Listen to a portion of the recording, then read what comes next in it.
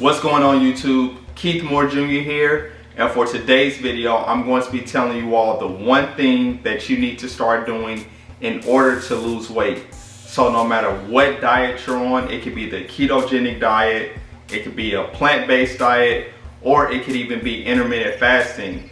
But if you do this one thing, you will start to lose weight. And the thing you need to do is to grab a food scale. So you can purchase it online or you can purchase it in the grocery store. It really doesn't matter. It's not expensive at all. And I'll even leave a link in my bio if you want to purchase the same one that I use. And yes, I will earn a small commission from the Amazon affiliates link. But back to the topic at hand here. The reason why this is going to work is because it's going to allow you to know how many calories you are consuming.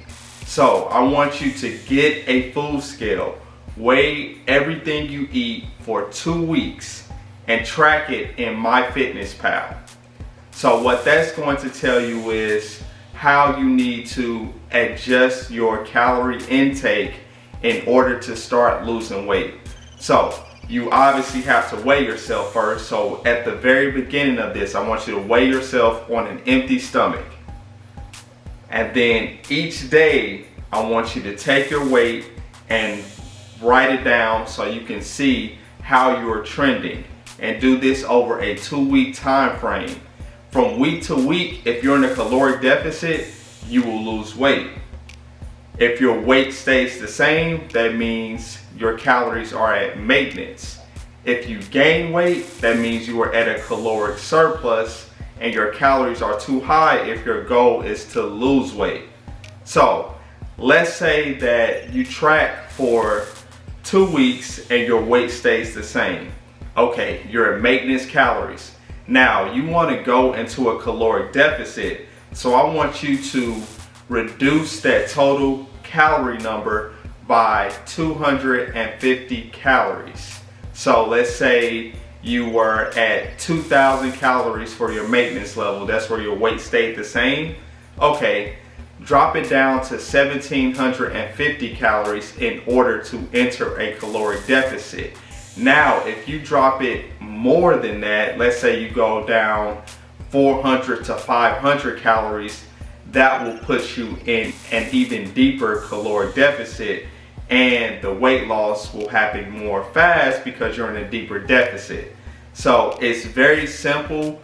A lot of people try to make it more difficult than it is, and some people do that because they have programs that they sell or other things like that. But this is really something extremely simple, and if you start doing it, I promise you, you will start to see results. But first and foremost, you have to understand how many calories you're consuming.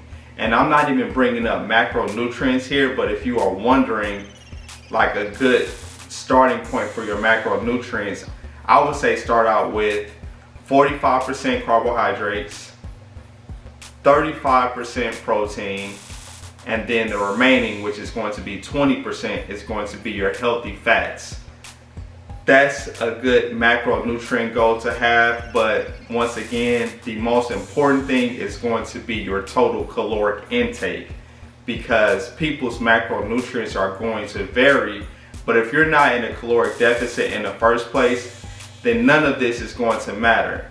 So I'm sure you all hear people say like, oh, they're doing the ketogenic diet, that's why they're losing so much weight. No, they're losing weight because they're in a caloric deficit. It's not anything special about any particular diet. Yes, some diets have other health benefits over other ones, but when it comes to weight loss, the common theme is going to be being in a caloric deficit. So it's going to be a lot of new diets that come out that people are going to want to try because it's the new thing and they saw some celebrity do it and achieve great results. So they're going to say, well, let me try this, and then it ends up being a temporary thing. We are looking for permanent solutions, and we're learning ourselves in the process So we don't have to always rely on the newest trendy diet that comes out. Now, I'm not saying there's anything wrong with trying new diets, but I'm saying the thing that's going to remain consistent for weight loss, maintaining your weight, or gaining your weight is your caloric intake. So be sure to get in a calorie deficit, and then let's say after those 2 weeks, we're going to use the same example we were using earlier. After those 2 weeks, we drop the calories by 250. So we want to be in a caloric deficit to lose weight. So we're at 1,750 calories per day. Now with this, continue to monitor your weight.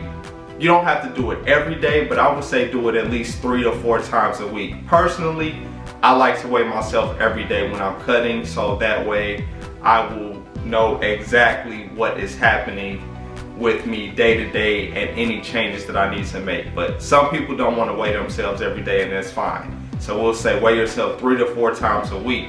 So as long as you're continuing to lose weight, then it's perfectly fine to stay at 1,750 calories.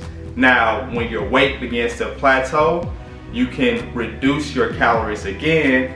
Let's say you drop it down to 1,500 now, and then you eat 1,500 calories per day, making sure from week to week you are still losing weight.